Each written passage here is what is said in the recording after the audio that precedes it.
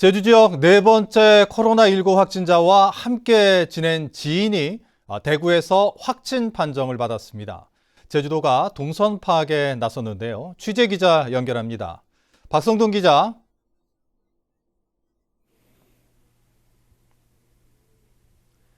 네 번째 확진자와 함께 지낸 지인이라는 건데 왜 대구에서 확진 판정을 받은 건가요? 네 번째 확진자 A씨는 지난달 20일 지인 B씨와 함께 대구에서 제주로 왔습니다. 이후 B씨의 집에서 계속 머물러 있었는데요. 지난 1일 다시 대구로 돌아가면서 거기서 검사를 받게 돼 확진을 받은 겁니다. 네, 그렇군요. 동선이 빨리 파악이 돼야 될 텐데 제주도가 공개한 것이 있습니까? 네, 제주도가 B씨와 전화 통화를 했는데요. B씨의 동선이 A씨의 동선과 대체로 일치하고 다만 27일에는 마트를 혼자 다녀왔다는 정도의 이야기를 했다고 합니다. 그래서 제주도가 공개한 A씨의 동선에 B씨가 말한 27일 일정을 추가하면요. 지난달 20일 제주공항에 도착한 뒤 오토바이로 집에 갔고 21일 제주시 연동의 마트를, 23일 제주은행 신제주점 ATM기 연동의 빵집과 식당, 그리고 24일 제주시 노영동 식당과 마트, 27일에는 제주시 연동마트, 28일 샌드위치 가게로 파악됩니다.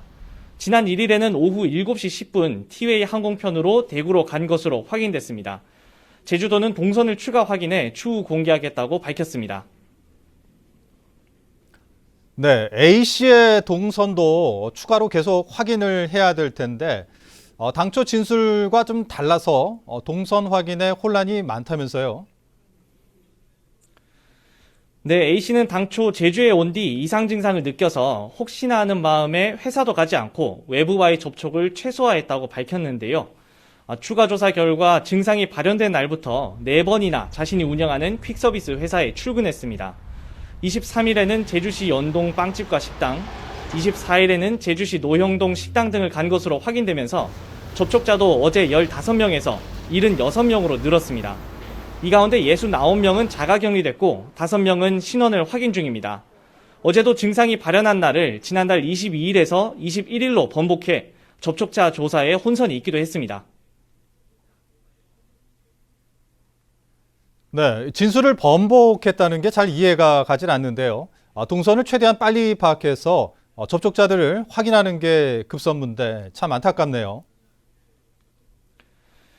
네, A씨는 일부러 조사를 방해하기 위해서 그런 것이 아니라 기억이 온전치 않았을 뿐이라고 밝혔는데요. 역학조사 때 동선을 의도적으로 빠뜨리면 2년 이하의 징역이나 2천만 원 이하 벌금에 처할 수 있습니다만 제주도는 아직 그런 부분까지 논할 단계는 아니라는 입장입니다.